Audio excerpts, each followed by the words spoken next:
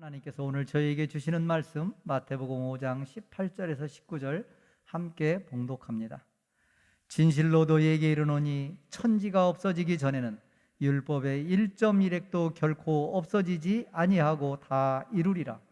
그러므로 누구든지 이 계명 중에 지극히 작은 것 하나라도 버리고 또 그같이 사람을 가르치는 자는 천국에서 지극히 작다 일컬음을 받을 것이요 누구든지 이를 행하며 가르치는 자는 천국에서 크다 일컬음을 받으리라. 아멘. 우리가 믿는 하나님은 완전하신 분입니다. 우리 하나님은 인간들처럼 불완전하고 또 흔들리고 실수가 많은 분이 아닙니다. 하나님은 지혜에 있어서 완전하시고 또 능력이 완전하시고 또 인격 또한 완전하시고 또 사랑 또한 완전하십니다. 하나님의 말씀도 완전한 진리의 말씀입니다. 지금까지 하나님의 말씀을 놓고 오류와 잘못을 찾아낸 사람은 역사상 한 사람도 없습니다. 무신론자이거나 기독교를 반대하는 사람이라도 하나님의 말씀에서 잘못된 것을 찾아내서 증명한 사람은 단 한 사람도 없습니다. 다만 혼자서 주장할 뿐입니다. 이렇게 하나님의 말씀 완전한 뿐만 아니라 또 하나님의 말씀은 완전하기 때문에 반드시 이루어집니다. 말씀대로 되지 않은 것이 하나도 없습니다. 말씀하신 그대로 정확하게 이루어집니다. 사도 바울은 고린도전서 15장 3절로 8절에서 이렇게 말씀합니다. 내가 받은 것을 먼저 너희에게 전하였노니 이는 성경대로 그리스도께서 우리 죄를 위하여 죽으시고 장사 지낸 바 되셨다가 성경대로 사흘 만에 다시 살아나사 게바에게 보이시고 후에 12 제자에게와 그 후에 500여 형제에게 일시에 보이셨나니 그 중에 지금까지 대다수는 살아있고 어떤 사람은 잠들었으며 그 후에 야고보에게 보이셨으며 그 후에 모든 사도에게와 맨 나중에 만삭되지 못하여 난 자 같은 내게도 보이셨느니라. 여러분, 이 말씀은 고린도서 15장에는 말씀은 우리가 잘 아는 부활장입니다. 예수님의 부활의 확실성에 이제 사도 바울은 예수님의 부활을 증거하면서 예수님의 부활을 이제 확실하게 증거하기 위해서 예수님의 부활을 만난 사람들이 많이 있다 이겁니다. 여기 보니까 대체적으로 6군데에 이렇게 말씀을 하십니다. 게바, 베드로에게 보이셨고 12 제자에게 또 500의 형제에게 야고보에게 보이셨고 모든 사도에게 보이셨고 만삭되지 못하여 난 자 같은 내게도 사울에게도 보여주셨다라고 사도 바울은 이렇게 말합니다. 자, 부활의 확실성을 이렇게 말씀하시는데 맨 첫 번째가 뭐냐면은 두 번을 강조합니다. 3절과 4절에 성경대로 이렇게 말씀합니다. 이 말씀 무슨 말씀이냐면 예수님의 행하시고 이루시는 모든 것은 성경에 기록된 대로 구약시대에 하나님 말씀하신 그대로 되어졌다 이 말입니다. 예수님은 구약 성경에 예언된 대로 오셨습니다. 구약 성경에 예언된 대로 그대로 사셨습니다. 구약 성경에 예언된 대로 고난받으시고 죽으셨습니다. 구약 성경에 예언된 대로 예수님 부활하셨고 그리고 예수님이 부활하신 후에 승천에 대해서 말씀하셨고 말씀하신 그대로 예수님이 승천하였습니다. 여러분, 예수님의 재림도 예수님께서 예언하신 그대로 오실 것입니다. 사도행전 1장의 말씀이니까 하늘로 가심을 본 그대로 오시리라 이렇게 말씀하십니다. 예수님은 구약 성경 예언의 성취자이십니다. 구약 성경 말씀 그대로 성취하신 분이 바로 예수 그리스도입니다. 예수님을 보면은 구약 성경이 얼마나 정확하게 예언되어져 있는가를 우리가 알 수 있습니다. 하나하나 그대로 다 성취되었습니다. 유대인이었고 레위인이었던 이 마태는 구약 성경을 믿고 있는 정통 유대인들에게 예수님이야말로 구약 성경에 약속한 메시아임을 소개합니다. 여러분, 마태복음은 유대인을 위한 복음서입니다. 그래서 같은 유대인으로서 레위인이었던 마태가 유대인들에게 이렇게 예수 그리스도는 약속한 메시아다라고 말씀합니다. 어떤 사람은 신약보다 구약 성경을 더 중요하게 생각하는 사람이 있습니다. 또 어떤 사람은 신약을 또 중요하게 여기는 사람도 있습니다. 이단 가운데도 그런 이단이 있습니다. 그것은 잘못된 것입니다. 구약 성경은 그림자요, 신약 성경은 실제입니다. 구약 성경은 장차 오실 메시아의 그림자를 보여주고 있고, 신약 성경은 오신 메시아의 실체입니다. 그러니까 구약 성경은 오실 예수님에 대한 예표고, 신약 성경은 오신 예수 그리스도에 대한 말씀과 또 오셔서 사역을 하시고 이제 앞으로 장래되어질 일에 대해서 예언하신 말씀으로 되어져 있습니다. 그림자를 보고 생김새가 어떻다라고 하는 것을 정확하게 알 수 있을까요? 그림자를 보고 생김새가 어떻다라고 정확하게 말할 수는 없습니다. 실물을 보는 것과 불빛에 의해 나타난 그림자를 보는 것이 여러분 어떻게 같습니까? 같을 수가 없습니다. 그림자를 보면은 대강 아는 것이지 정확하게 알 수가 없습니다. 그래서 구약에도 이제 신약의 이 복음서라고 하는 이사야 53장에도 예수님의 나심과 그리고 생애, 고난받으심과 죽음과 이 부활에 대해서 예언하셨는데, 예수님이라고 직설적으로 말씀하지 않냐고 심의하게 말씀하십니다. 그가 찔림은 우리의 허물을 인하며 그가 상함은 그라고 합니다. 그분이 예수 그리스도인데, 다시 말하면 구약은 그림자라고 하는 것입니다. 그분이 예수님이시고 예수님은 그라고 하는 그 예수님에 대한 예언된 그대로 주님이 오셨습니다. 그래 구약은 그림자고 신약은 실체가 되어지는 것입니다. 그렇습니다. 하나님의 아들이신 예수님께서 구약 성경에 예언된 대로 육신을 입고 이 세상에 오셨습니다. 그래서 이제 모든 사람들은 이 세상에 오신 예수님을 눈으로 똑똑히 볼 수 있습니다. 그리고 메시아이신 예수님을 직접 들을 수 있었습니다. 그래서 요한 이 복음을 보면은, 그리고 사도 요한의 복음서를 보게 되어지면은 요한일서 1장 맨 첫 절에 뭐라고 말씀합니까? 예수님이에요. 내가 본 바다, 내가 손으로 만진 바다. 예수님에 대한 말씀을 전하면서 내가 손으로 만진 바다라고 합니다. 그렇습니다. 구약은 그림자지만 신약은 실체요. 그래서 주님이 오셨습니다. 오신 예수님을 신약의 많은 사도들과 많은 사람들은 직접 보았고 직접 들을 수 있었습니다. 예수님은 구약 성경의 말씀대로 오셔서 말씀해 주시고 구약 성경에 예언된 그대로 세상에서 사셨습니다. 마태복음 26장에 보면은 가룟 유다가 예수님을 잡아 넘기기 위해서 군병들을 데리고 왔습니다. 군병들이 예수님을 잡아가려고 하니까 성미가 급한 아주 다혈질인 베드로가 칼을 빼내서 그 중에 한 사람인 말고의 귀를 내리쳤습니다. 그때 예수님께서 이렇게 말씀합니다. 내가 만일 내가 말고의 귀를 베었듯이 내가 그렇게 하면은 이런 일이 있으리라 한 성경이 어떻게 이루어지겠느냐, 나에 대해서 예언된 구약의 그 예언이 어떻게 이루어질 수 있느냐라고 말씀하십니다. 예수님께서는 12군단이 더 되는 천사를 불러서 원수들을 얼마든지 멸할 수 있습니다. 그런 능력이 있습니다. 예수님께서 십자가에 달리실 때 때로는 초라해 보이고 비참해 보이고 연약해 보이지만은 여러분 아닙니다. 연약해서 주께서 힘이 없어서 당하신 것이 아닙니다. 힘이 있지만, 예수님은 창조주이시지만, 전능하시지만, 예수님은 죽이실 수 있고 살리실 수 있는 권능이 있지만은 그 예수님을 잡으려고 하는 그 모든 군병들과 유대인들을 한순간에 모두 전멸시킬 수도 있습니다. 그러나 예수님이 만약에 그렇게 하시면 예수님이 십자가를 지심으로 우리의 죄를 대속하시고 우리를 구원하시리라고 하는 구약의 예언의 말씀을 어떻게 이룰 수 있습니까? 그러니까 예수님은 철저하게 성경대로 사셨습니다. 구약에 예언된 말씀 그대로 사셨다는 것입니다.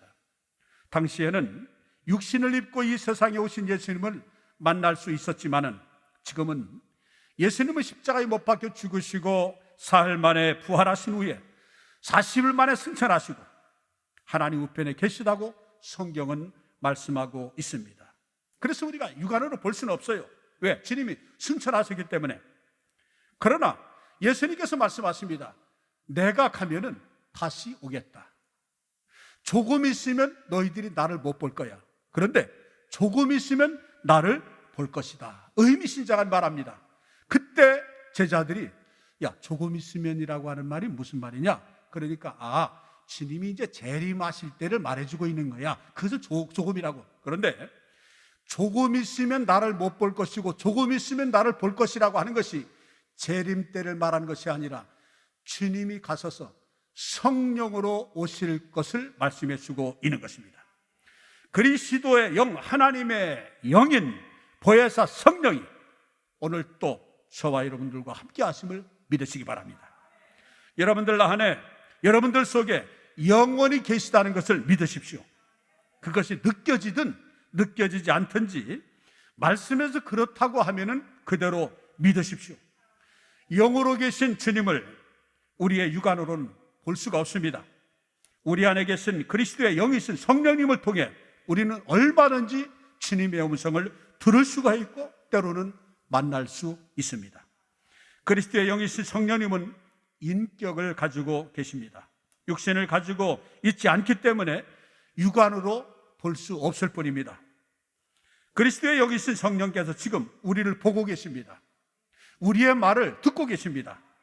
우리의 생각을 알고 계십니다. 여러분들의 관심이 어디에 있는지도 주님은 다 아십니다. 우리가 무엇을 걱정하고 있는지도 아닙니다. 우리가 신음하는 소리도 주님은 들으시고 보시고 아십니다.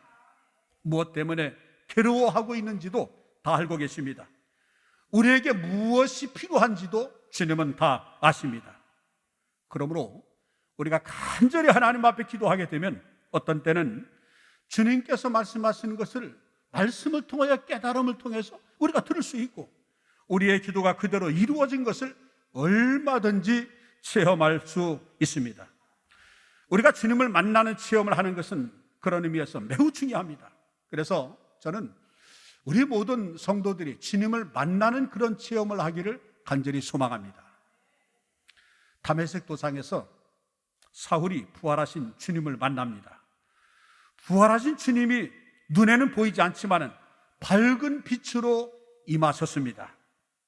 그때 밝은 빛으로 임하신 주께서 제사장의 공문서를 가지고 예수 믿는 사람을 잡아 죽이려고 살기가 등등한 사울에게 나타나였습니다.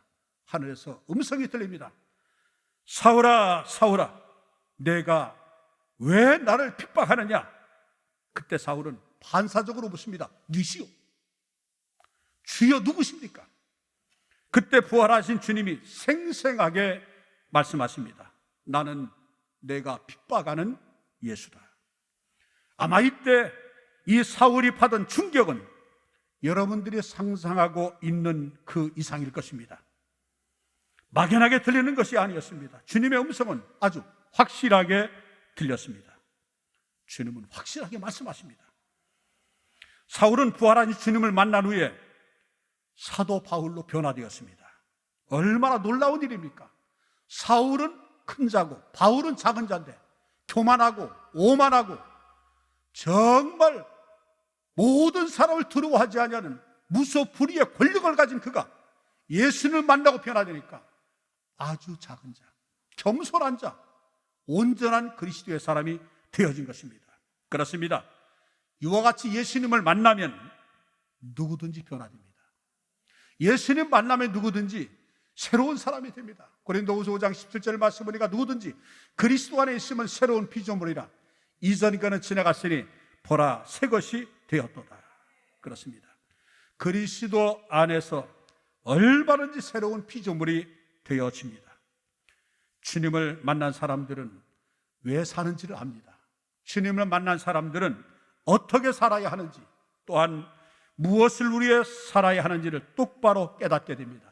그래서 사울이 예수님을 만나고 목적이 완전히 변했어요. 인생의 터닝 포인트가 되었습니다. 향방을 알지 못하고 살아가던 그가 목적의식이 명확해졌습니다. 주와 복음을 위해서 살았다는 것입니다.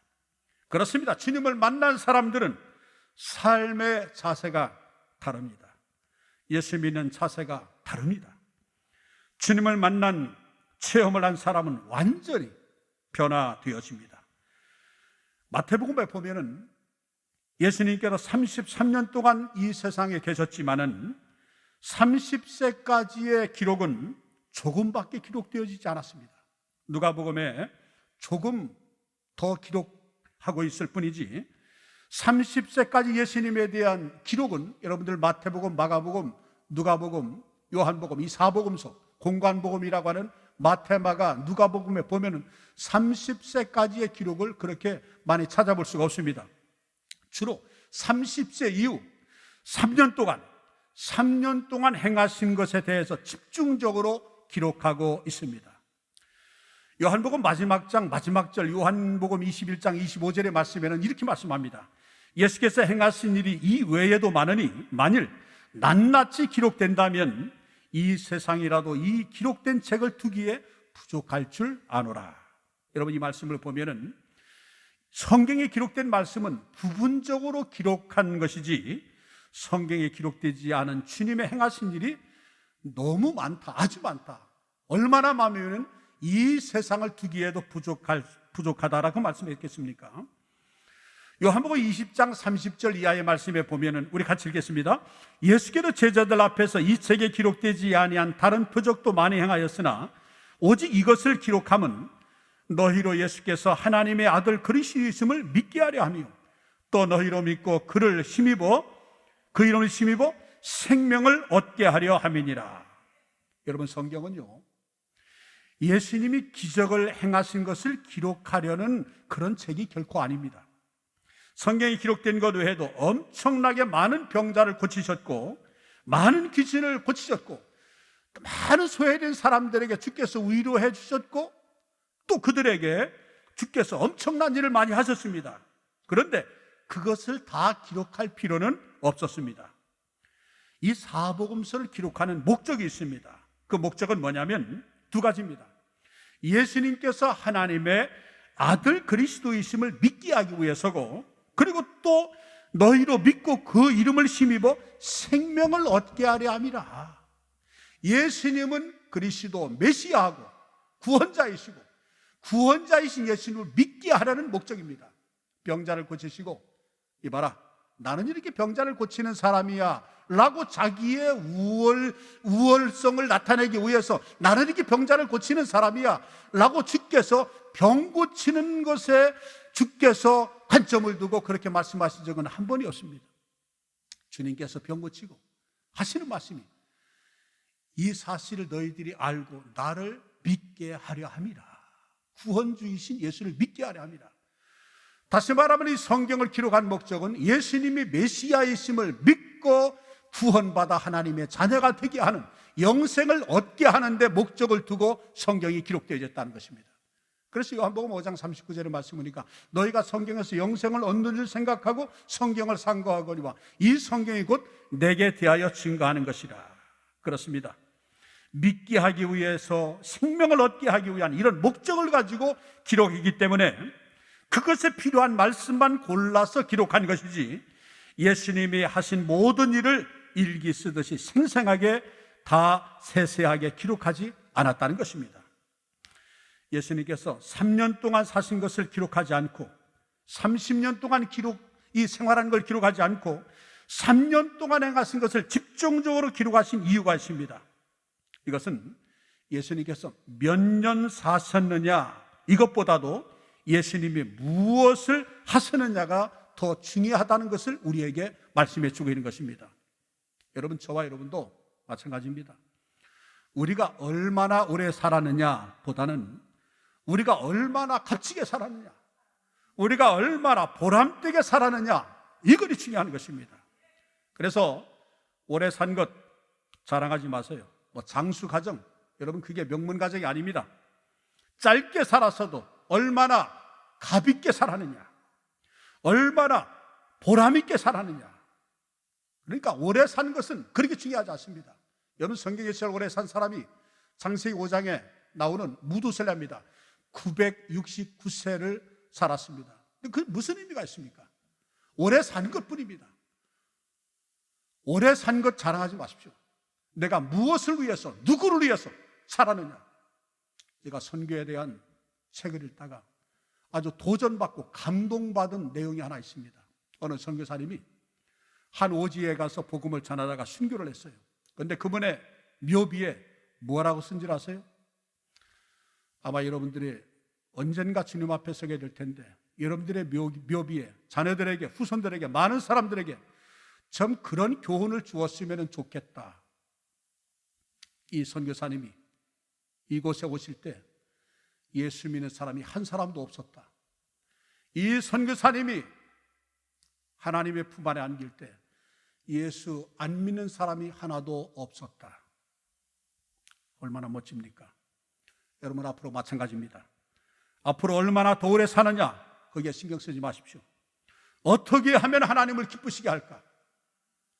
어떻게 하면 하나님의 뜻대로 살까? 어떻게 하면 하나님께 영광을 돌리며 살까? 여러분 거기에 마음을 집중하십시다.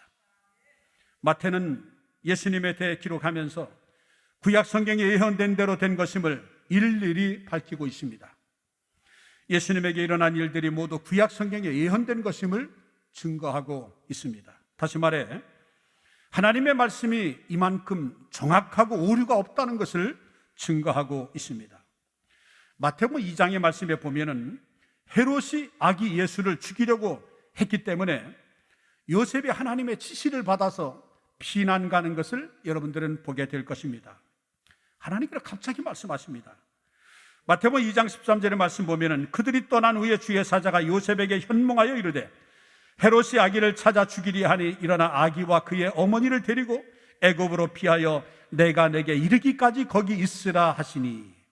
요셉은 하나님의 음성을 듣고 한밤중에 일어나 아기 예수님과 마리아를 데리고 애굽으로 가서 헤롯이 죽기까지 그곳에 있었습니다. 여러분 이것은 우연한 것일까요? 헤롯이 죽이려고 하니까 허겁지겁 허둥대고 밤에 야방 도주하면서 애굽에 있고 헤롯이 죽으리야 그냥 왔을까요? 그것은 그 역사적인 사실이지만은 여러분 그 내용이 호세아 11장 1절의 말씀이니까 이미 구약에 예언되어 있었다는 것입니다. 그래서 마태복음 2장 15절의 말씀에 보면은 헤롯이 죽기까지 거기 있으니 이는 헤롯이 죽기까지 거기 있는데 그 이유는 이것은 주께서 선지자를 통하여 말씀하신 바, 이 선지자가 호세아 선지자입니다. 애굽으로부터 내 아들을 불렀다 함을 이루려 하심이라 라고 기록되어 있습니다. 구약 성경에 예언된 말씀 그대로 이루시기 위해서 예수님은 애굽으로 피난 가셨습니다. 이렇게 성경은 정확하게 이루어진다는 사실을 여기서 보여주고 있는 것입니다. 여러분 하나님의 말씀은 단 하나도 오류도 없이 반드시 확실하게 정확하게 이루어집니다. 하나님의 말씀은 완전합니다. 신명기 4장 2절의 말씀에 보면은 내가 너에게 명령하는 말을 너희는 가감하지 말고 내가 너에게 때리는 너희 하나님 여호와의 명령을 지키라. 여러분 하나님의 말씀을 가감해서 믿거나 가감해서 순종하면은 안 됩니다. 완전한 말씀이기 때문에 그대로 믿어야 하고 그대로 순종하려고 해야 합니다. 왜냐하면 말씀은 그대로 이루어집니다. 마태복음 5장 18절로 19절의 말씀에 보면은 같이 읽겠습니다. 진실로 너에게 이르노니 천지가 없어지기 전에는 율법의 1.1획도 결코 없어지지 아니하고 다 이루리라. 그러므로 누구든지 이 계명 중의 지극히 작은 것 하나라도 버리고 또 그같이 사람을 가르치는 자는 천국에서 지극히 작다 일컬음을 받을 것이요 누구든지 이를 행하며 가르치는 자는 천국에서 크다 일컬음을 받으리라. 가감, 가하지도 말고 감, 빼지도 말라. 그래서 성경 1189장 전체 모든 말씀은 1.1획도 패하지 않고 다 이루어진다는 사실입니다. 더 포함시키지 마세요. 로마 캐토릭은 성경 66권 외에 외경이라고 하는 것 성경에 포함시켰습니다. 여러분 기독교가 이제까지 내려오면서 천주교를 기독교로 한 번도 공인한 적이 없습니다. 천주교의 잘못은 66권 외에 더하였습니다. 그리고 어느 이단은 성경을 또 빼버립니다. 가톨릭은 우상 숭배하지 말라는 걸 빼버렸어요. 왜? 자기들이 우상 숭배하니까, 마리아를 숭배하니까. 성경은 분명히 엄중히 바랍니다. 60여 권 외에 더하지도 말고 여기에서 한 글자도 빼지 말라. 그래서 성경 66권의 마지막 요한계시록 22장에 보면은 18절 19절에 이렇게 엄히 경고하고 하나님 말씀을 맺습니다. 내가 이 두루마리의 예언의 말씀을 듣는 모든 사람에게 증언하노니 만일 누구든지 이것들 외에 더하면 하나님이 이 두루마리에 기록된 재앙들을 그에게 더하실 것이요 만일 누구든지 이 두루마리의 예언의 말씀에서 제외하여 버리면 하나님이 이 두루마리에 기록된 생명나무와 및 거룩한 성의 참여함을 취하여 버리시리라. 말씀 외에 더하면 성경에 나온 재앙을 더할 것이고 이 말씀에서 빼버리면 거룩한 성 하나님의 나라에 취하여 버리라. 천국까지 못한다는 것입니다. 하나님의 말씀에 1.1획도 가감하지 말아야 합니다. 지키고 싶은 것은 지키고 싫은 것은 버려두고 그렇게 하지 말라는 말씀입니다. 말씀대로 믿고 그대로 따르려고 해야 합니다. 천지는 없어져도 하나님의 말씀은 절대로 없어지지 않습니다. 이게 제 얘기가 아닙니다. 여러분 누가복음 21장 32절 이하에 보세요. 내가 진실로 너에게 이르노니 이 세대가 지나가기 전에 모든 일이 다 이루어지리라. 천지는 없어지겠으나 내 말은 없어지지 아니하리라.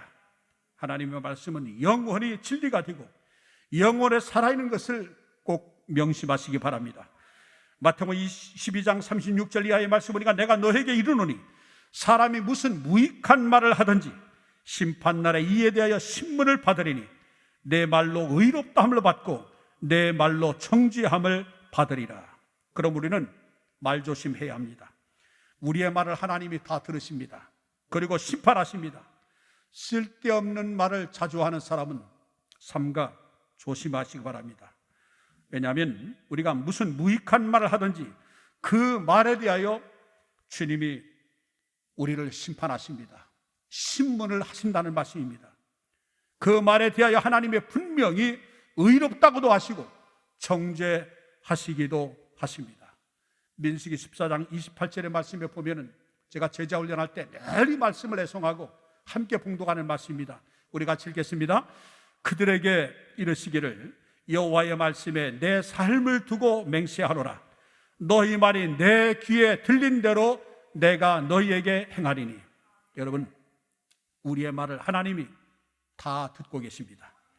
다 듣고 계시는데 놀라운 사실은 우리의 말대로 행하신다는 것입니다. 망한다 하면은 망합니다. 잘 된다고 하면은 잘 되게 하십니다. 우리의 말이 얼마나 중요한지 모릅니다.